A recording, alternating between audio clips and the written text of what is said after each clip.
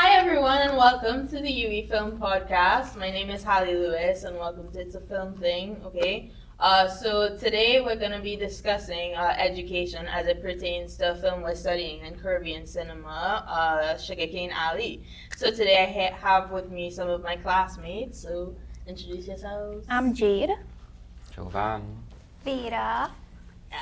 So we're going to get straight into it. So what did you guys think about the film?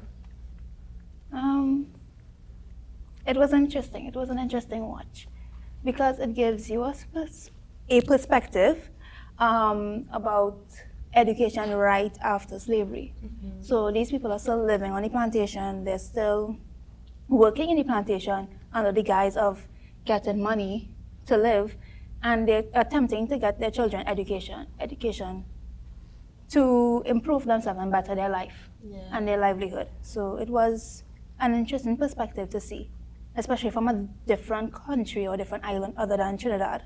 I agree, because I never actually we mentioned this in class, but I never actually found out how the education system came about, how we got off the plantations just into a system. So, yeah, what did you guys think? Yeah, thing about how you said these people trying to get their children out of the system, the plantation system, and into the education. That would be the main lead with Jose and his grandmother. And I think what I really like about this film is the kind of character dynamics Jose have. He have three mentors, and first is his granny, Martine, and then Medus, the old man, Mm-hmm. and also the teacher further on into the film. And I find that the character Jose, we could see he's not like the other children, and I think the reason for that is because of these three kind of mentors he have in his life. They kind of pushing him towards education, and not just education, but with the Medus character and the teacher, a kind of a learning kind of mindset. Then to learn is to, and I have it here, the teacher had said learning is the key that opens the second door to our freedom. And that's kind of like a direct message maybe from the director or the writer. Mm-hmm. And yeah, that thing with learning, Medus, you would see their interactions with Jose, with Jose and Mr. Medus interactions. It would be, even if it's just riddles, that is still a kind of a critical thinking kind of thing Medus has with Jose. Definitely. And then the stories he would be telling to him, that kind of history lesson, and what that does to somebody when they learn specific kinds of history that they was excluded from knowing. So I think those kind of characters in his life really shape the character to be what he is. So I find it real justifiable, his his progression through the system. So that's what I think for now. Right. What did you think? No, I mean, if I could just say this really quick, that's an interesting point because I don't know, but pronouncing her name is so hard. Is it Uzan Palsy, the director?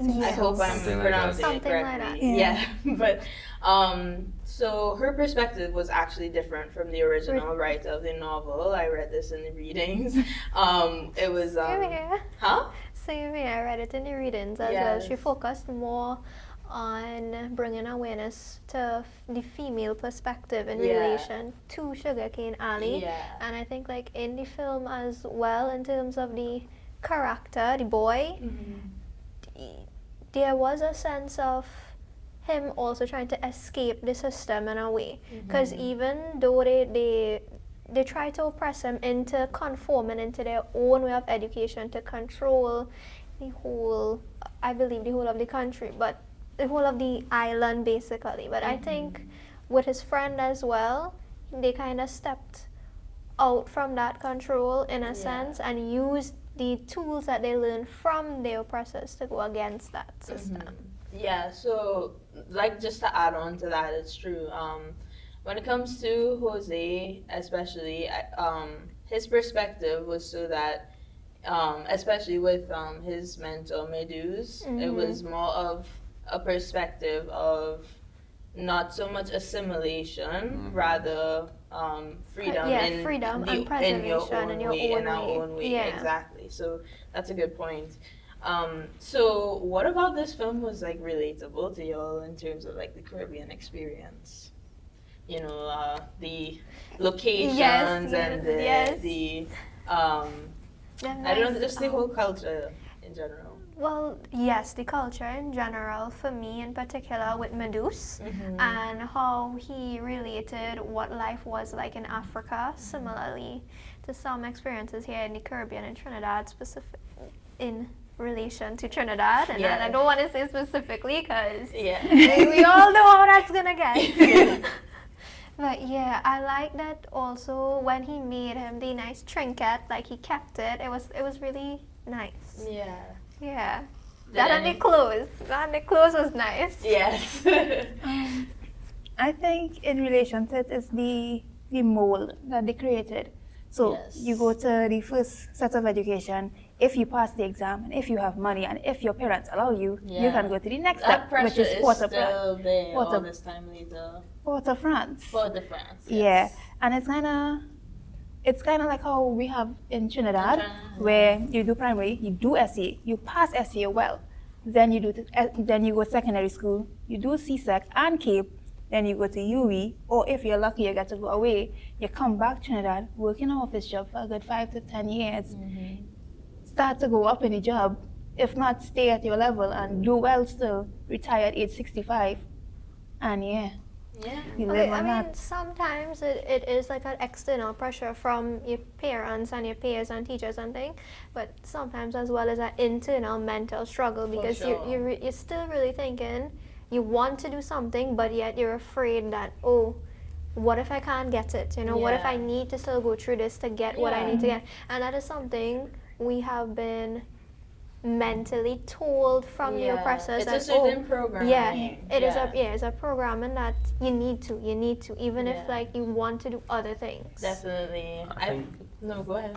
I think the kind of sad irony in it is that it kind of is the pipeline towards a better life, the education system, which is parallel to what we have today with the film, in that this is the way to get out of the oppressed system then.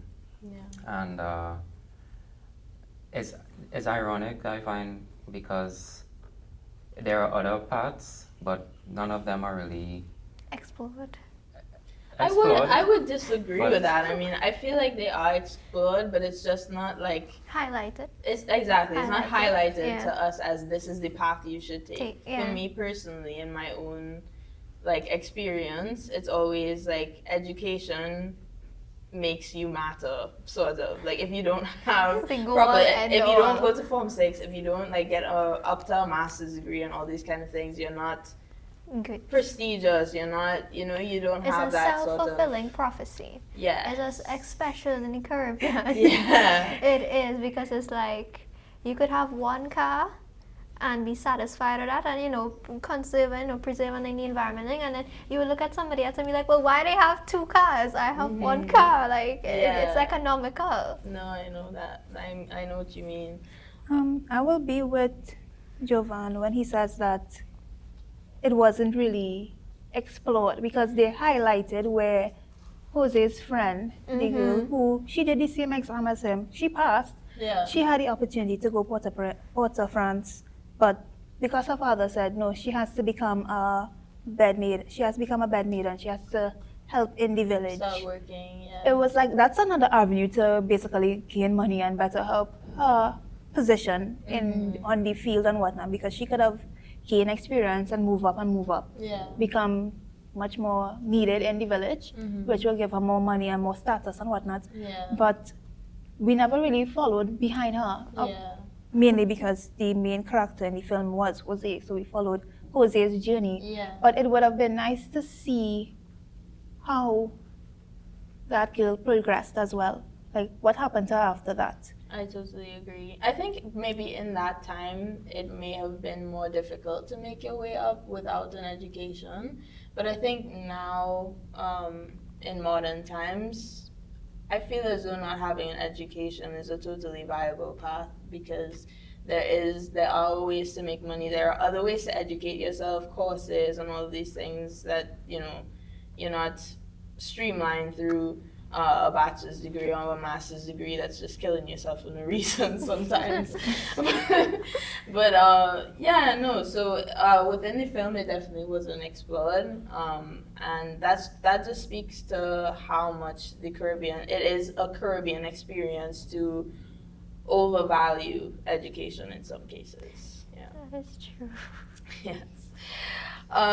So, in your opinion, like, how does Sugarcane Alley portray the realities of post-colonial era Martinique, particularly for the working class Black population? I think it highlighted well the struggles, especially in the cane fields, of how they had to go out day after day and work, and it was in the hot sun, and all of them was complaining about that. And then Medus, he died in the plantation, so it's like they're working them to that. Yeah, just to their death, working non-stop. Yeah. I think the Medu's character highlights the post-colonial Yes, well. Character and the consciousness of post-colonialism, because he, with his stories and stuff, his stories was very sensitive towards going back to Africa and the exploitation they face, and that is a post-colonial kind of mindset to have, realizing the exploitation and not agreeing to it, but within that is like a reality that's just there, which is Medu saying he wouldn't be able to go to Africa, so him having to come up with his own perspective to say, I will be in Africa, but not my physical body then. Yeah. So I find his character really post-colonial, and well, Martine, the fact that I really like the scene too where all the children, after they do all the mess with the fire and stuff in the village, he Jose, he was sitting down, all the children was working, and Martine had probably organized with the overseers to say, no, my child not going to work, and she explained to him she's not going to raise him that way, and that he has to go through the education. But that is the sort of the post-colonial treatment she has on him. She's not going to let him be a part of this slavery thing again. Yeah, I guess because technically they were paid slaves and they weren't even well paid. Yeah. They were getting the bare minimum. And that's what Leopold trying to reveal at the end, right? Yeah, they were getting less than the bare minimum to work for the overseer or work for basically the colonial masters still. Yeah. Just it was now legal. Yeah, they still call them overseers in the film. Yeah, everything still remained the same on the plantation. They still live there. I guess they got to run their own lives outside of the plantation, and still not really. No, they were still being exploited. Yeah, and still not really. They didn't make any decisions for themselves. No. They was told that they have to send their children to school. However, they could have taken their children out of school anytime they want to work on the plantation because they needed the money to survive. And it's... So education really was kind of a luxury thing for them then. Yeah. If they had to willing to make the sacrifice, like the granny. Yeah, where she ended up working. If they could make it. It was a luxury, but then I also think it was a planned opportunity as well, because going into the film again, it was like a selected few that passed and went on. So what happened to those that failed? They would have still went back to the plantations. There's only the men and the boys as well who went further. Exactly, and that's where the feminist sort of perspective comes in and without the director. other girl who had to go back to work in rather than further in. Yeah, Exactly. her father was like, she's much better suited here instead of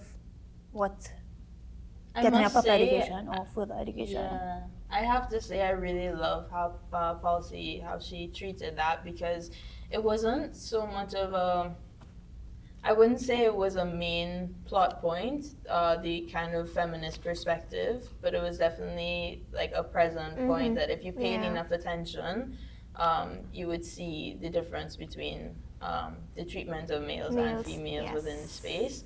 I think that was actually a critique on the film that,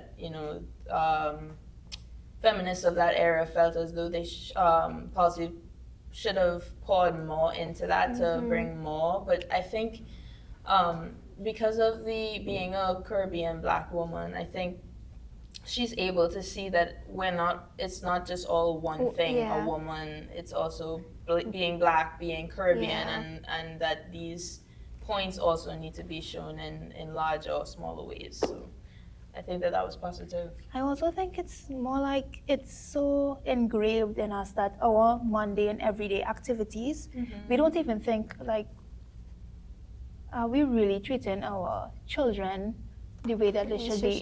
Yeah, because like for example, one of the little girls, she could probably be like 6 or 7 when she went to the store and she said she forgot to buy her father's cigarettes and whatnot and lighter.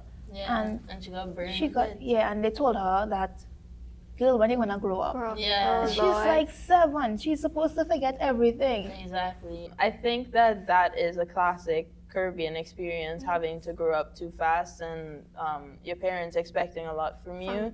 A lot of it is like, the examples is like sibling-led households. Yeah, exactly. Well, that came out of colonialism as well, because like they needed good figures to run the household while the parents weren't there on the fields. Yeah. And that is also present in Indian households as well too. Well, I mean, although we have a grandparents or whatever, but like they like old. Yeah. Yeah.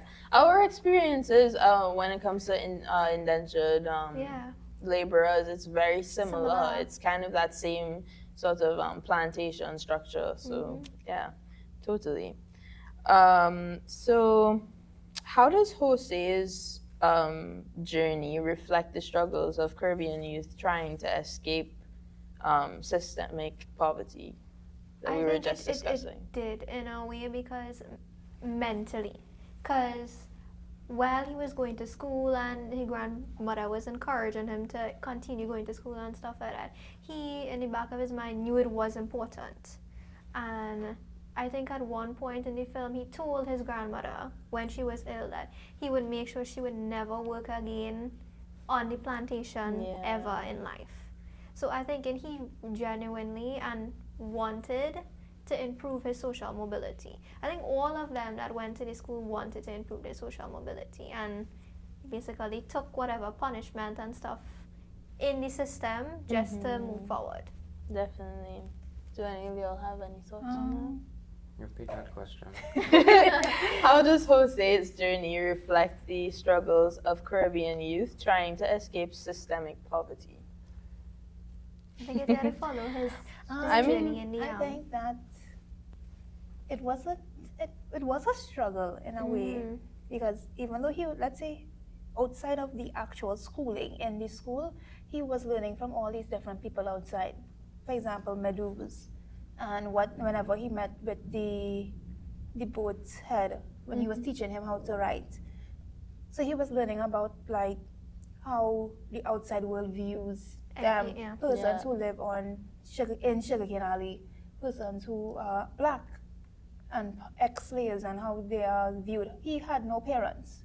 It was him and his grandmother. So he was disadvantaged from the jump in every aspect of life. And then he's fighting to go. He had to basically do housework for a woman just to be able to eat. Okay. Generally speaking, that housewoman, she just really want to encourage him, come and eat. Yeah, because she was getting free labor, and in her head, she didn't really care that he was late for school or missing school. Yeah, but that she was so getting free labor. I think he retaliated against her when he reached late, because he run back and was like, I think he threw over something. I never really showed the difference with his grandmother. Her perspective on education, and she really was for it. But you gotta see through the other people. They didn't really care. Or they didn't Now that you say that, understand. They didn't understand. I would say they didn't understand because even though she gave him meals and stuff, she knew as well he had to go to school. And she knew that it was important. Yeah. So she knew. So Yeah. they do have ideas that it means something. It has value. Probably doesn't have the same type of value or the same weight Yeah. to them because they're already grown, they're already set in their ways. Exactly. Also, too, it's just the kind of her reality where she Yeah, she was just struggling wants too. some help and Yeah. you Yeah. know she gets in it, so like I'm gonna take advantage of this thing, you know. Yeah. That's just how some people is. Yeah. They don't really care about what you And have again, to give. like as you all said, in terms of his experiences in gaining outside reality education, there's a quote saying education is the manifestation of knowledge that already exists in man. It's just that we need to harness it in different ways to further our own selves, personally and through academics in its readings and stuff like that. And I would say the overseers used more of the external things to control the people because they already had knowledge. They knew they were brilliant. Yeah. But I think if I can form this thought properly, I feel like that maybe that's part of the oppression. I think on your part is this sort of mentality is of being stuck in your ways rather than seeking taking the sacrifice that Mateen did and putting your child through education, you know? And I think that's actually another part of the Caribbean experience that a lot of children go through. Yeah. So it's very interesting. How does the relationship between Jose and Leopold highlight the racial and class divisions of colonial society? I have so much to say on this, but go ahead. I honestly love their friendship Yeah. because they were both learning from each other. Yeah. And they enjoyed being around each other. Because Yeah. I think Jose used to tell Leopold about the stories that Medus was telling him about. Oh my. We have a fly on set. Oh my. Go ahead. And so to him, he's learning about life on the plantation. And then Jose is also learning about life as a half white, Yeah. as a mulatto. Yep. And even though, like, Leopold's mother did not want him to interact with him at all, but Jose's grandmother didn't really care. In her head, she was like, this is just a friend. Yeah. This is a good friend to have. He's Yeah. in school. He's going to school. He will be in school. There you go. So keep that friend. Mm-hmm. But compared to when he was friends with the other children on the plantation, Oh, God. she did not like him playing with them. She did not want them in the Imagine. house. She Yeah. didn't want him around them at all. But she did not care for him having Leopold as a friend, which shows a lot about the value of the friendship from both directions. Yeah. I think, I mean, yes, yes, the friendship itself is sweet. But Wow.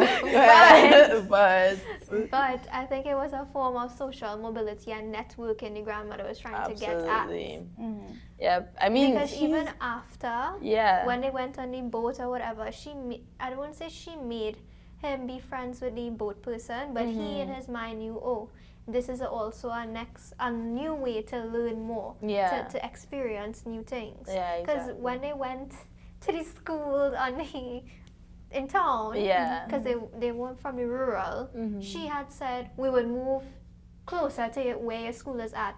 I would see if I could get a job to work so you could Yeah. gain more experience living there, living in this environment, to develop yourself, to Yeah. develop our life. Yes. Basically, I mean, yes, friendships are fun, cool, Yeah, but let's great, be real. But yeah, He was a mulatto, so he Yeah, had a come lot on. of privilege, Privilege. and could have like shared his privilege with Jose. Jose in some ways that she just, you know, maybe couldn't foretell or whatever, but she's like, hey, this comes in handy. You know what I mean? Yeah, exactly. So I think when it comes to Jose and Leopold, it's just another quiet demonstration of like the innocence of children, and they're not aware of all of these barriers that people put that the system has. Yeah, Essentially, yeah, they're it's just just they're people. They just see each other as people, and they're best friends, and they just, you know. But and then we can just see as they grow up and they get stuck in their ways. So there's that that juxtaposition of what we become versus what we were, and with these fresh ideas that we have that sort of get stomped on by the system as well. So I think that's interesting. I would just feel so sad when he white father was like, well, I leave her nothing for yeah, oh my boy. God. No, let me just for 1 second. That is your child, and you gave him the plan, the land and all of that kind of thing, but just because he's not white, you're not going to give him your title. Like, he's your son of the woman that you literally love and you've kept your whole life and everything, who is black and everything. He didn't marry her. No. He did not marry That's true. the mother. So in his head, he probably loved this lady. Yeah. That's the love of his life. Yeah. But she's white enough. Yeah. He still to sees deserve the barrier. marriage. He still sees the To barrier. and so her son is not white enough to deserve a father on paper. Yeah. Yeah, he's his father. Yeah, the plantation is yours. All that field is yours. But if you try to fight for it in court, you will not get it. Yeah. Get it. Oh. And that's also sort of a statement of how white people, to be honest, in that system were programmed, because it's like to me there's some blindness. Like this child came out of the woman that you love. This woman is someone that you love, but for some reason there's this programming that they're not people, which was an actual thing. That's super strange to me, but it's very real. The way to kind of get in their shoes, why they would think that way, it really comes from, I guess, the colonial mindset then. The fact that they see these people not as people because they have them working in a laborers setting Chattel. and well, as cattle actually. It's not really like today's labor force, so they have them like cattle, so they're not going to see them like people, and this went on for like 400 years or something. Yeah. So I mean, before that, they were cattle that they didn't have to pay. Now they're cattle that they have to pay. Yeah. So they were like, So- okay, you get 2 cents. Yeah. Do the same thing I used to I do. guess at that time it's very commendable to love your child even though they're not I suppose so. full white. Very strange. Anyways, so just some general questions about post-colonialism and the Caribbean. So what do you think are some of the lingering effects? We kind of touched on this, but what do you think are some of the lingering effects of colonial education systems in the Caribbean today? In your own experience, That's touch on what you those, know. That is like, I mean, we did kind of improved in certain instances, like we removed corporal punishments. Yeah. That's- Oh yeah. Well, like you used to be able to give your children licks in school. You all ever got licks? No, No. absolutely I not. got licks. What? A teacher Yeah. tried, but That's Roll crazy. that hand kind of yeah, thing. they No, tried. But I mean, no my one did parents speak about how that was during their time even, but not now. What? Not now, yeah. You're going to jail. Thank goodness. that. I would think in the sense where the education system is more like the way how we treat the arts, or the way the idea Yeah, of arts boy, as let's well get into it. as the labor force, like going and working in agriculture, Yeah. or welding, or mechanics, Yeah. or just like dance or art or music or film. It's like more like you're gonna get money for that. Yeah, Yeah. so it's capitalistic It's like- in a way. Let me just make this clear, right? Without agriculture, right? How we feed the population? Yeah. How we The doing same that? way when during No, the it's, pandemic, like we were all home, what kept us entertained? Not the arts. Yes. Yet they would still see the arts as something that's What beneath. kept It's us a fed? hobby. Agriculture. Yeah. What What kept us agriculture? fed? Everyone had like a little home garden. Yes. What Yeah. did you learn to get?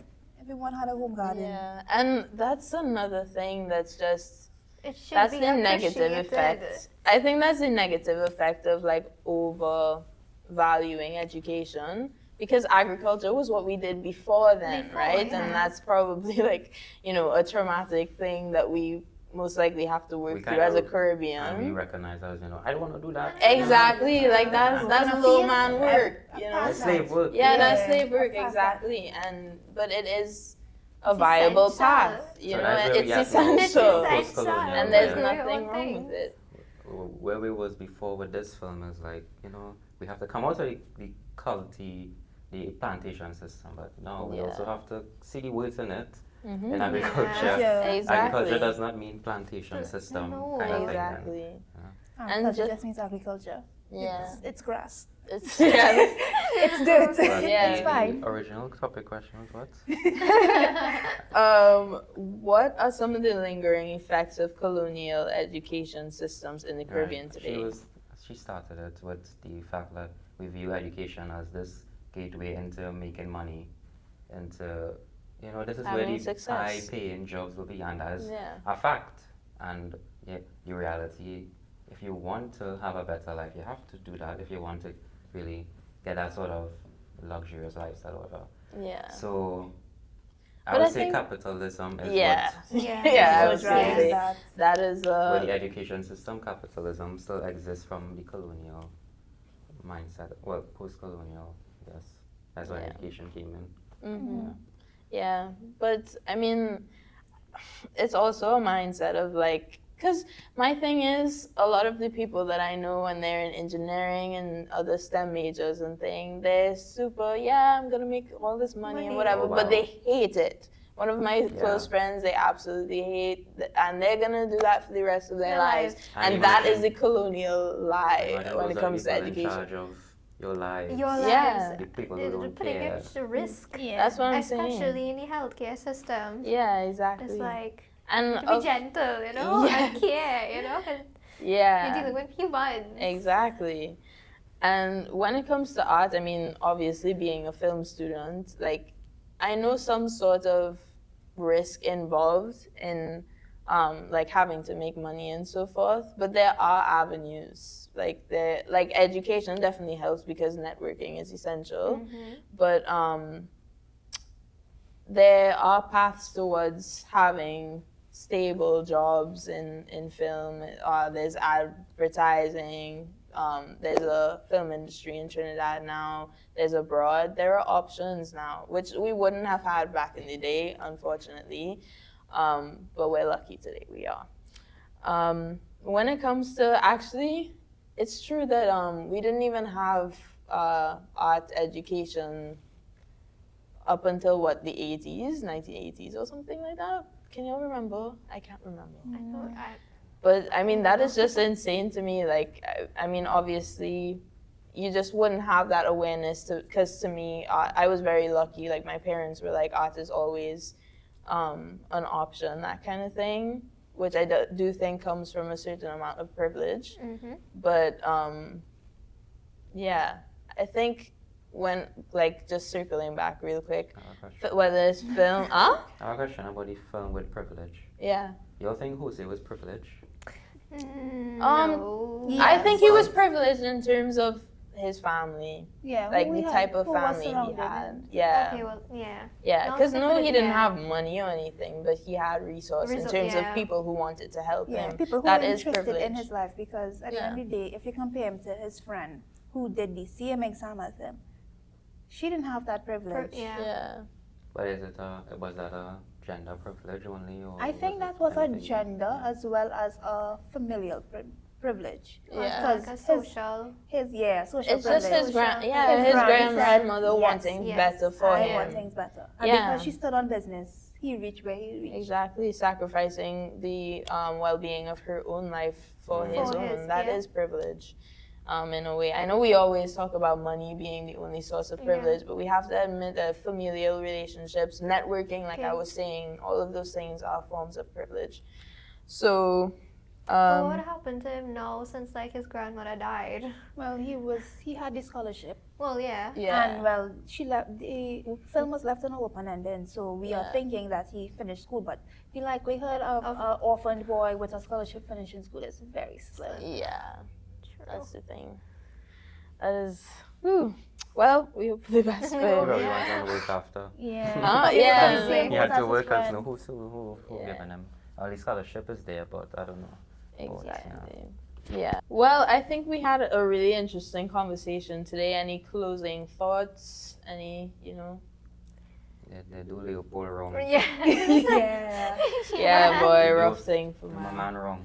Yeah. Honestly, he tried to use his advantage as being half white and Yeah. the technical owner of the land Yo, to free his friends, to free, in a sense, his people. But at the end of the day, he was only half white. So, and even probably if he was full white, because he was trying to educate or open the eyes of the persons on the plantation that y'all are being treated horribly, they would have shut him down either way, which is kind of. But That like sucks. when they did bring him out on the horse or whatever, I think mentally the people knew that they were being taken advantage of because they all like were together and were singing and were like, oh my god, we all know where this is gonna end up. So Yeah. I think they had an idea that they were being treated wrong Yeah. or being taken advantage of. No, obviously, but I mean, again, I think it's like a closed-mindedness of like, what am I going to do about it? Yeah. What sacrifices am I going to make? Which Martin had in mind to make for Jose's future. Yeah. I was gonna highlight a point with the films we watch for this course. You'll notice that trend where at the end it seems like one of the characters know too much and he gets Yes, taken away, No, that's so Eliminated. or true. he just gets killed. yeah, eliminated. Like from Yeah. where's the last one? Holiday Come, where he just, I guess spoiler alert, but Yeah. he just gets taken down by the authority. Then Yeah. Mm-hmm. But that's just another These suits- commentary they on the take them system, away, you kill know. them, whatever. Yeah. Exactly. That's how we treat anybody that we feel like know too much. Too much. You know too much. You need to stop. You need to sit down. Yeah. A little pat down. Yeah, we have to always put people in their place in a Yeah. sense. No, exactly. When- But that's also to because keep these status That is quo. exactly yeah. the hierarchy. Let's keep it the way it is. Yeah. Well, that's all we have for you guys today. Thank you so much for watching. We hope you enjoyed this conversation. What are your thoughts on Sugarcane Alley? We'll see you next time. Bye bye.